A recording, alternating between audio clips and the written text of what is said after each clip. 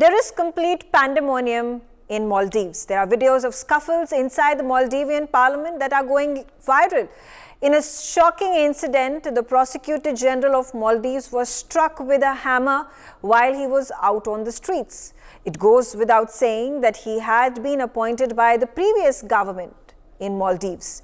These scenes of chaos and anarchy reflect poorly on the country. Under Mohammed Muizzu, the country has struck a deal with the devil, with its future in peril. The world watches in dismay as Muizzu leads his country into devastation. But what is much more worrying for India is the safety and well-being of the 29,000 Indians who live, work and do business in Maldives. Their safety today is in peril. When dissenting politicians have come under attack by the Muizzu government, what chance do Indians living in Maldives have? The India Out slogans don't just apply for Indian armed forces and the Indian government in Maldives. The Indians living in the country are also under threat. In no time, they are likely to be out of jobs. They will be forced to shut down their businesses and lose their jobs. Not to mention the harassment and attacks and physical harm they are most likely to be subjected to amidst an anti-India sentiment that has been cultivated by the present Maldivian government. Amidst all of this, the Indian government needs to take preemptive measures. It must protect the Indians, issue travel advisories to the Indian nationals who are looking to travel to Maldives. In case there are attacks on Indian civilians that are residing in Maldives, India will have to take stern steps. The India-Maldives ties will further deteriorate rapidly, and India will have to force itself to take strong action, which is bound to have an adverse impact in the region and the geostrategic sphere. Can all of this be contained?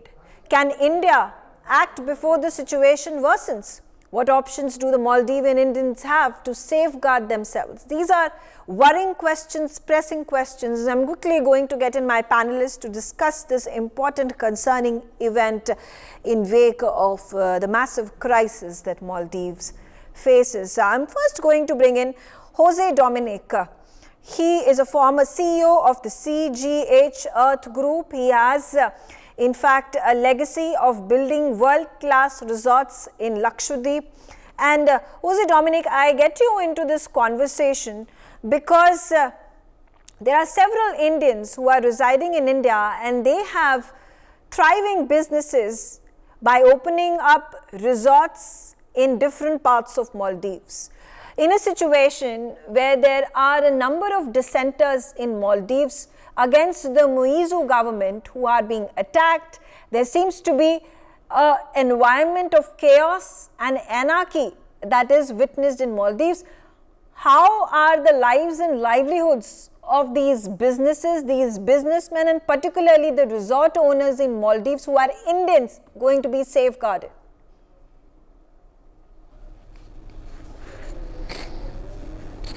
We are in the Lakshadweep, or we were in Lakshadweep. Lakshadweep crew is a neighbor to the Maldives. And that apart, there is very little connection between Lakshadweep and the Maldives. At the same time, knowing well the situation, and I frequently visited the Maldives, the current government or the current leadership has come in on the slogan of India Out. That's purely a political slogan. But they are much more pragmatic and sensible people there. They know that business has to continue and they need Indian tourists to come there. They need Indians to run their resorts, and that I'm sure will go on with any disturbance. This is purely a political stance that's been taken as India Out, and I don't think we need to overreact at all. This will come in fact, India has always been Maldives' savior in all times of crisis, whether it is a uprising or whether it's a water shortage. And India has always been there as neighbor and a giant neighbor at that. We've always been at their assistance whenever required. Right. I think people will see through all that. Mr. Dominic, now I raise this concern because there is a 29,000 strong Indian population that resides in Maldives, and I think a large percentage of them own businesses, and quite a significant percentage of those individuals have resort businesses because Maldives thrives on tourism revenue.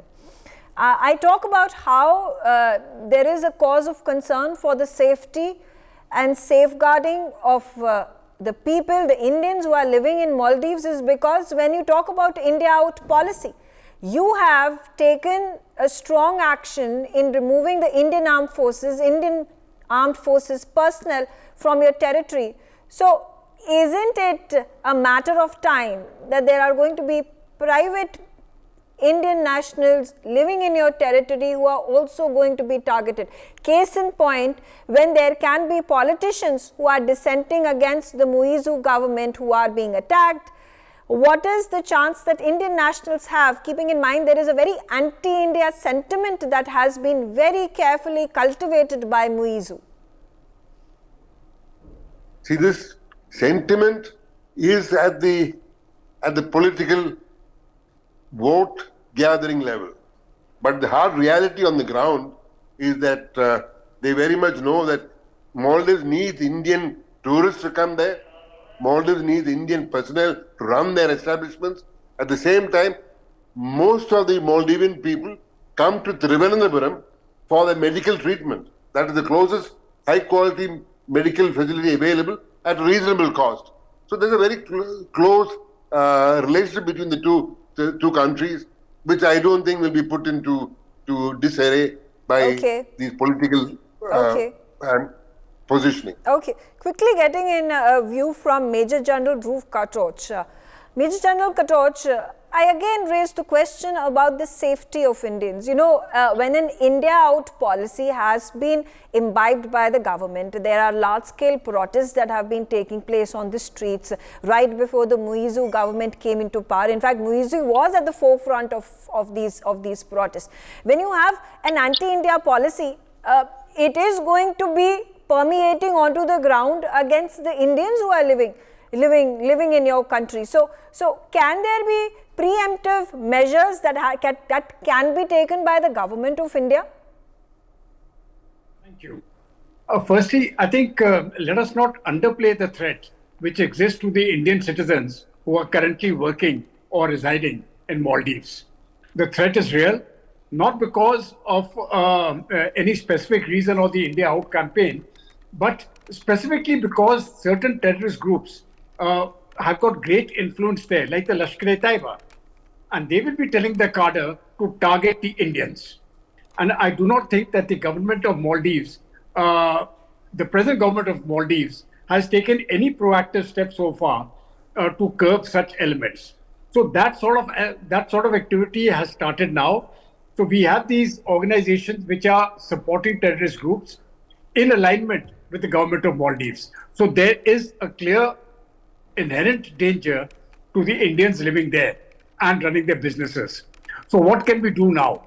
One, as far as the additional inflow of tourists to Maldives is concerned, that I feel an advisory needs to be given by the government. Don't go. But the second part is the citizens of the Indian citizens who are living and working there. I think this message has to go diplomatically to the Maldivian government that there will be consequences to bear if any of the Indian citizens are targeted. And that must be made very clear to them. So it has to be done on a dual move. One, the Indian tourists who are going there need to be cautioned to be careful if they still insist on going, and an advisory be given to their government, because it is going to spill over. It will spill over to the Indian citizens there, to the Indian businesses there. Absolutely. The point, just one point as far as the counter is concerned, you see, these Indian who are running businesses there, they are using Maldivian labor. So if they stop their work, a very large percentage of Maldivians will also lose their jobs. So I think there is, these factors have to be brought home very clearly to the government of Maldives that this cannot go on. And we have got a very strong lobby within the Maldives, which is pro-India. We need to activate them also, and then take steps to see that this government behaves, or we take steps to see that it is eased out. Joyita, quickly a response from you. Now, there is all possibility that an Indian could be attacked in Maldives. There could be a hate crime that could be perpetrated. Now, should the Indian government wait till the time this happens and then take action? And this is quickly going to escalate, further deteriorate India-Maldivian relationships, perhaps even completely break off ties. There could be a return of our envoy from Maldives, the summoning of the Maldivian High Commissioner to India. So, again, the same question, what action, how can the Indians living over there be safeguarded? Are Indian government's hands tied at this moment? Well, Maldives is not a province of or a state that is, it's not an Indian state. So I don't possibly see the Indian government being able to march in troops over there and secure the lives of the Indians over there. So obviously the Indians are there at their own risk. You know, if they do not realize that their lives are at risk, what can the government do? The government can draw the red line and tell the Maldivian government that, you know, these people will have to be protected. But beyond that, what can the government do? The government, you know, can summon the High Commissioner or the ambassador, whatever it is in this case. I mean, they can write letters. What can the government do? We cannot possibly send our troops over there, can we? No, we cannot. We cannot send our ships over there. So what are we going to do in this case? I mean, it is ultimately the thing that can be done, and I think it is already happening. Dissuade people from traveling to Maldives, start sending out messages to these, you know, there are lots of resorts where the general manager is Indian, the staff over there, the chefs and all, whole lot of them are Indian, huge number of these resorts are there where lots of Indians work. Start sending out messages saying that leave, come back to India, you guys are professionals, you guys are qualified, because these are highly professional people, highly qualified. Leave and return to India, start looking for jobs in India. I am certain with the kind of turmoil that is happening right now, I am certain they are already starting to look for opportunities in other places, I mean outside of Maldives. It could be in India, it could be in any other place. Okay. You know, so it is ultimately the people who will have to do it. Okay, all right. Sanjeev Shrivastava also joins me on the telecast. Sanjeev, what's your opinion? The action that needs to be taken by the government of India, there is also high dependency of Maldives on India. Can there be some sort of a negotiation that can be struck with the Maldivian government at this point of time, or it's impossible, keeping in mind the kind of narrative that has been built by Muizzu within the country against India? And why do you think so far the government of India has not acted upon the very plausible possibility that Indians are a threat in the country? Well, Megha, first of all, I would completely agree with Mr. Dominic when he said that this is more about political reasons. It's a political posturing which President Muizzu and his alliance has been doing. And this Megha shows the kind of influence and the kind of impact India and Indian establishment has in the political establishment too of Maldives, and in the entire Maldivian society, Indian influence has been enormous, and that is why some political parties, for their own political vested interest, they are using India plank to carry out their political and fulfill their political vested interest. No, and fair enough. Fair enough. You think this is limited to the political circles where Muizzu has been able to gain control and obviously influence a certain percentage of the population by hook or crook. Okay, that's one aspect of the discussion. But Sanjeev, what I'm saying is, amidst this latest development that has taken place, that there is a Prosecutor General who was appointed to this position by the previous government. Now, because he is dissenting against the current government, there has been an attack on him on the street in broad daylight. So, what are the chances that Indians who are living over there will not be targeted? Well, there has to be a level of alert, that is for sure. And for that to do, I think advisory will have to be issued from our government side. If our intelligence agencies do assess this kind of threats, being there, and if such kind of incidents, as you have mentioned yourself, do come up yet again, then I think there has to be measures which we will have to be taken. But one thing is quite certain, as the General Katoch has very rightly and precisely mentioned, that there is a certain level of radicalization. The terrorist element, ISIS, like terrorist outfits, they have been quite active there, and that is a real concern, and that is the real threat from where Indian could be targeted. So I think our intelligence agencies will have to be very careful and cautious, and they will have to keep a very close watch on it. And we know that we have enormous influence there. At the same time, we will have to remain patient too. And here I would like to mention that when President Yamin was in power, and he was taking this kind of a stance, what President Muizzu is taking at this point of time, he had to lose power. People of Maldives themselves, they voted him out. And at this point of time also, if you see the Maldivian Democratic Party or the Democrats in the parliament, they are now pushing this idea of impeaching Muizzu, because they are not happy at all what this Muizzu administration is doing. And rather, one political party has gone on to say that the President Muizzu should apologize with Prime Minister Narendra Modi for the kind of remarks he's made after But then, the China do we visit. wait for the Muizzu government to be uninstalled and the larger populist view of disgruntlement and dissent against him before? Do we wait all this? I mean, do we wait for a long period of time? Do we wait for disaster to strike? Do we wait for Indians to be attacked? And then have a change of heart of the people of Maldives to reinstate the old government or reinstate the previous political party that was at the helm of affairs of Maldives. Is this a sensible idea? I'm going to quickly get in Jose Dominic and Mr. Dominic, you have a contrarian view, keeping in mind that Maldives is more than dependent on Indian businesses, Indian infrastructure, the facilities that India has been providing for decades together to Maldives to sustain itself, its economy, its people.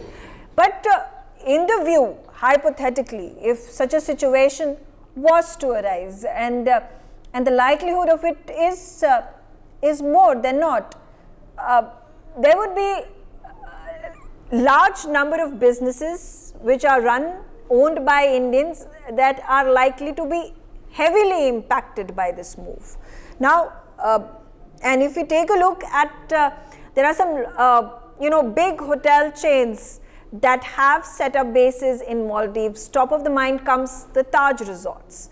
And if they were to wind up businesses, if they were forced to wind up businesses, if it came to that, it will be easier for them to cut their losses, close up their businesses, close up their resorts and hotels and move on to other countries.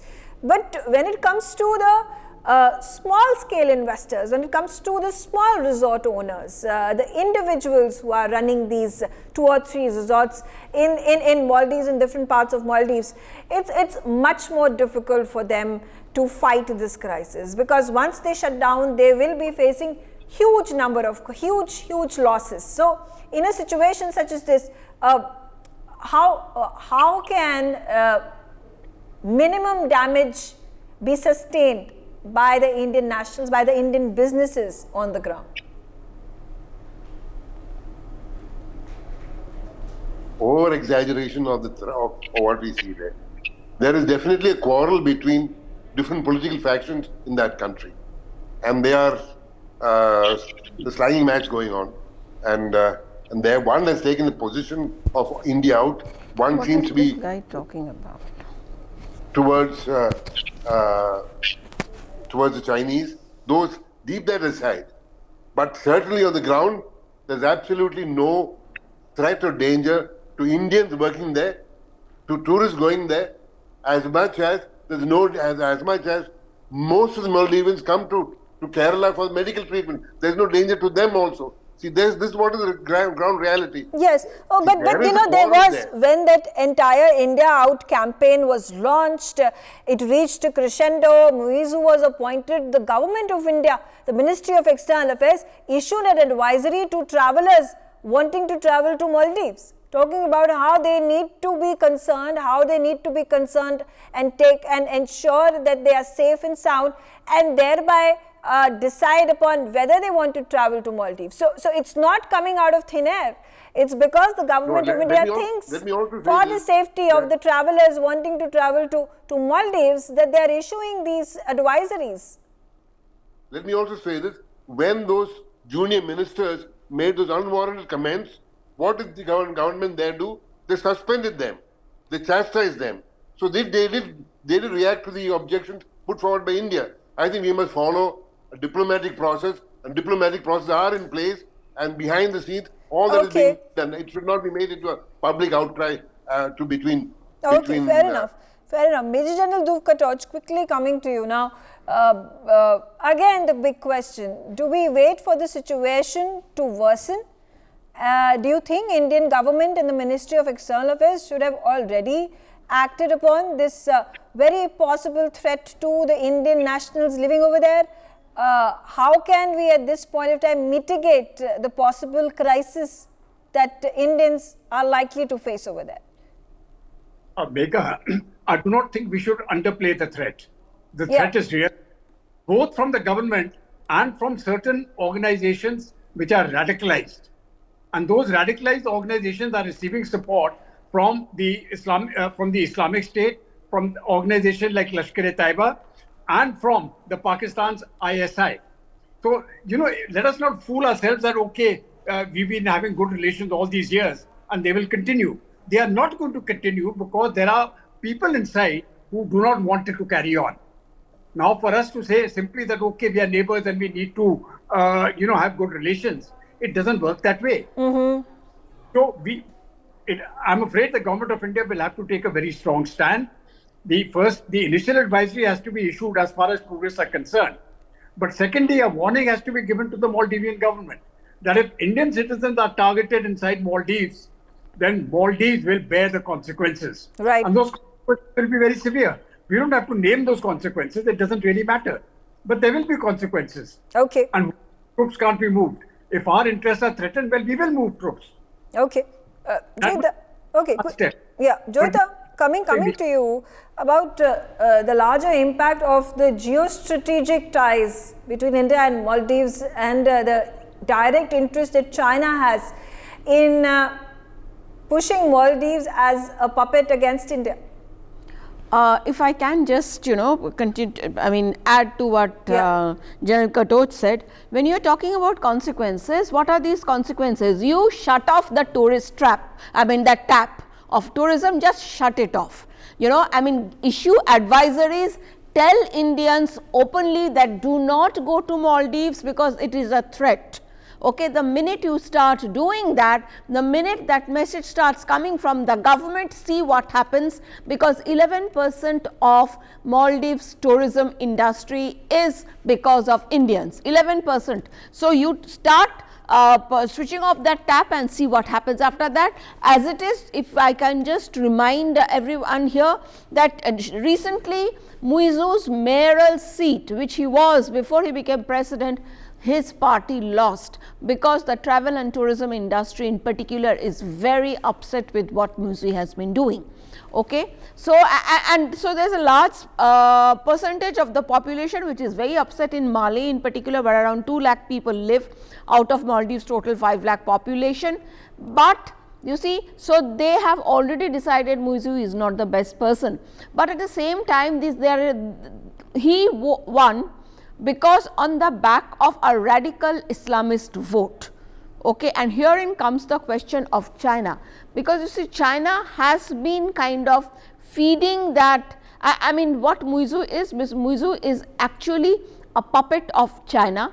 But you see what is going to happen, that I think if you are looking at Maldivian economy is the size of I think $5 or $6 billion, out of which in terms of debt, Maldives already has 1.3 billion debt, and that is the debt to the Chinese. So, Maldives is already going down the drain. I mean, China is going to exactly come and do the things that it has been doing in other countries, basically colonize them. Simple as that. That is what China is trying to do. It's not difficult for China to completely buy out Maldives. No, but at the same time what they are doing is, you see, they are using Maldivian water surrounding areas and in the Indian Ocean. They are sending their spy ship basically to check out the conditions, to hydrographic study that they are conducting to find out how their submarines can come in over there. Right. So, China is doing all these things because you have to, when you are talking about the geostrategic implication of Chinese involvement or Chinese influence in Maldives, let us not forget that Maldives is at the midpoint between Strait of Hormuz and Strait of Malacca, and it is sitting on the most important sea lanes in the world in that area.